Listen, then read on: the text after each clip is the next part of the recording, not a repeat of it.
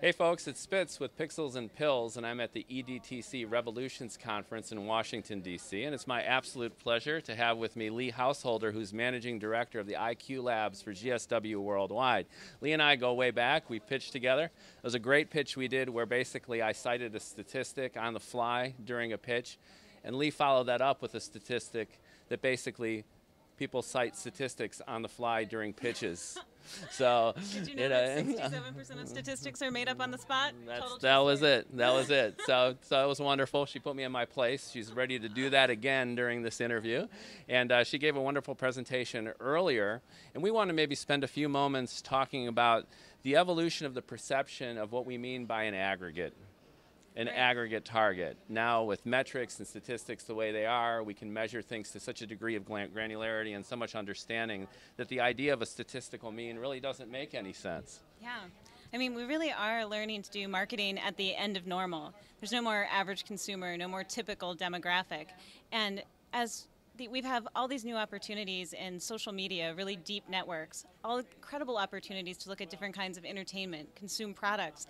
We've started to create this environment where there are these tiny niches of people who have expectations of normal and experiences that are completely diverged from everyone else. And those small groups aren't defined by demographics. They're not defined by where they live. They're defined by their experience in life and health. And they expect a lot from us in terms of how well brands should know them. Now, today we try to always plan for the average consumer. We kind of look down the middle.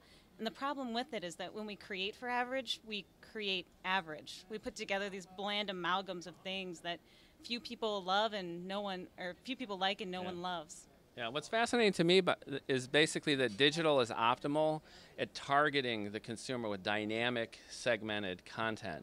And on the flip side of the house, in terms of pharma, the way pipeline development's going, in terms of targeted niche therapies, there seems to be a neat confluence where we can target ever so more precisely micro segments of patient types, which are important for pharma because the patient subsets are getting smaller with targeted therapies. Right, our labs created this human genome to be able to understand what differences exist and what differences matter. It's our opportunity in marketing to do the same. What's the human genome of marketing? To be able to look across social and experience and find all these incredibly compelling niches of patients and people. Right, and how does that boil down to the tactical execution? A lot of this makes sense in terms of using digital in a more targeted way, the trends in pharma toward more niche audiences, but how does that relate to some of the discrete ideas that you're creating and sharing within IQ Labs right now? Yeah, I think really it's about investing in finding the niches. So being able to use social listening, different kinds of research, to be able to find a really compelling niche and customize your work to it. And that just means you don't create an ad once a year and put it out there. You create a digital experience that really only applies to one group and you let them love it and delight them and don't worry that it's not going to be something that's adopted by everyone. Perfect. How do you handle some of the potential complexities? Like you've got, let's say, a particular target audience, women 55 to 75.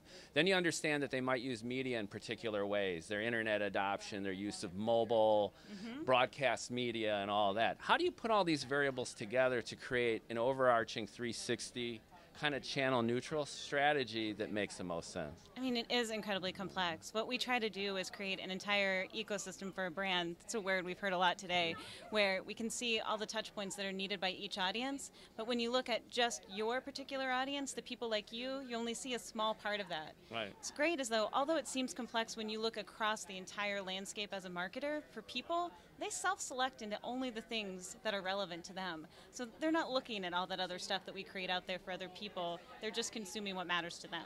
Perfect. And with all the changes that are going on right now in digital health, in terms of the technology, in terms of the audiences kind of growing and evolving, to not only embrace that technology, but to carry the technology even further along, what do you see as kind of broad trends, or what should we be on the lookout for in terms of digital health innovation in, let's say, the next 2 to 5 years? Oh, it's such a tough question, but the number one thing that I'm watching is the connection between self-care and healthcare. We've built all these fantastic tools for people to be able to track, improve, and support their own health. But today, very few of any of those are connected to the traditional healthcare that they receive.